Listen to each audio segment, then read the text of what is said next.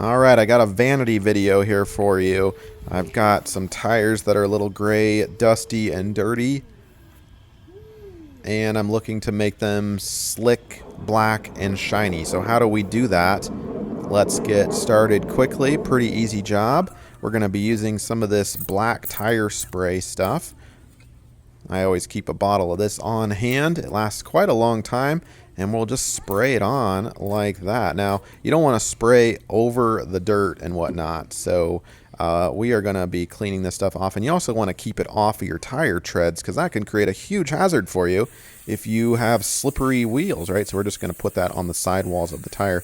But let's get this cleaned up first. We're going to give it the entire car, we might as well, right? Let's do this right. We're going to give it a complete bath, focusing on the wheels and the tires. And by the way, I will put links in the description below for anything you see in this video, especially the recommended black tire spray that you saw earlier. So you can check that out. You can also get this stuff at the local store. The price is probably a little better at the local store, to be honest. But we'll go ahead and suds everything up, even get the kid to help out a little bit. Dry it all down.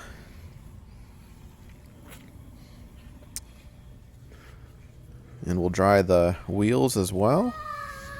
Now you could dry the tires, or you could let them air dry with the wind.